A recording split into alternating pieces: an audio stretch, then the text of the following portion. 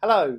If you're an expert at putting things off until tomorrow, if you're brilliant at doing all the fun stuff and then have no motivation and energy left for the things you're actually supposed to be doing, if you seem to spend a lot of your life running to a panic-induced deadline, you're in the right place. Join me. I'm an expert procrastinator, but I've got some brilliant tips on overcoming procrastination and getting more done.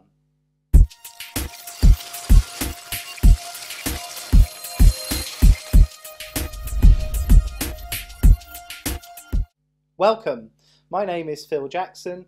I'm a coach and mentor, and I've made it my life's work to bring you the skills you need to master to build the business you deserve. And of course, a big part of business is getting the right stuff done. And if we can get the right stuff done without working right up to a deadline in a very stressful way, then so much the better. But a lot of us are our own worst enemies. We're procrastinators. We put things off and then we end up with a big mad rush when it comes to deadline time. So today I've got 3 tips, my 3 thoughts on procrastination, and trust me, this is coming from a place of love. I am a huge procrastinator naturally, and I have to really work hard to make sure I'm working at high productivity and dealing with my procrastination in a very effective way. First up, it really is very important that we break things down. A lot of procrastination is a bit like overwhelm. It's just having so much to do and so many different things on our minds that we just need to get to grips with a project, get to grips with our planning and break things down into smaller chunks. So if you have a big project with a deadline in a month, for goodness sake, don't leave it at that. Break it down until it's literally teaspoon-sized amounts of work that need doing, and digest those and enjoy the little wins as you're crossing things off your list. Now, there is a small warning, a small caveat, that I did find my planning process actually became part of my procrastination. And this was something that occurred to me when I was at university.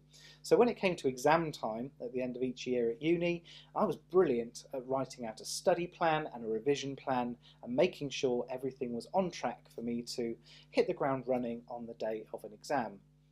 The problem was, because you're at university and there are people and there are pretty boys and they're going to bars and we're drinking cider, occasionally my plan didn't quite execute in the way that it was supposed to.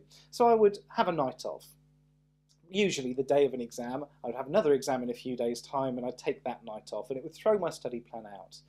I would then spend the whole of the next morning redoing my study plan, rescheduling my revision so that I could hit the ground running next time round for the next exam. So that planning process became so enjoyable to me that actually it became part of the procrastination. So please, build in a little buffer and just beware that we shouldn't be spending too long when it comes to our planning. It is mostly about implementation. My second point is, once we've broken down our big project into smaller digestible chunks, it's really important that we reward ourselves.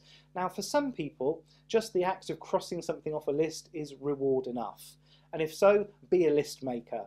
Sometimes it's just a little thing like, at the end of this video, I'm going to go make myself a cup of tea and have a custard cream. And so, what's really important is that you give yourself the reward. And I see lots of people tripping themselves up with this. So they will set themselves a task and a reward. So let's say at the end of writing a blog, you're going to write a 2,000 word blog, and at the end of that blog, you're going to reward yourself with a walk around the block and a pint in the local. You have to make sure you take the walk and have the pint, okay? If you don't, very quickly, your brain will realise that it's being tricked. Very quickly, that thing that used to really work as a reward for you, a little pat on the back several times a day, is not going to work for you anymore. The next time you set that deadline, the next time you set yourself a reward, the brain won't believe it, so it will not implement as strongly and in the way that we want it to. And thirdly and finally, I want you to just forgive yourself.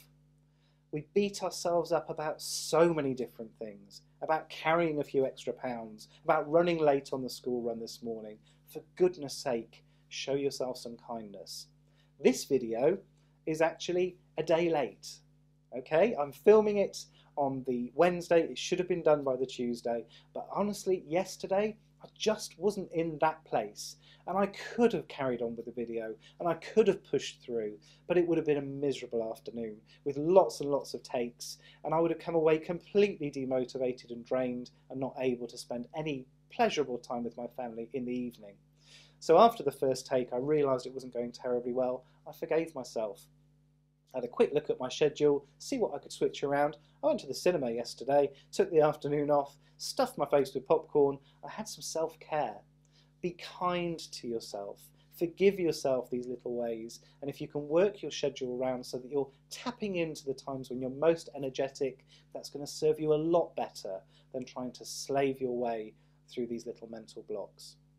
I hope that's been useful to you, and I hope you're going to be kind to yourself for the rest of the day. If you've enjoyed the video, please don't forget to subscribe, because I do a broadcast like this every single week, and I would hate you to miss out on the content that I'm sharing. If you've already subscribed, I will see you next week. Take care.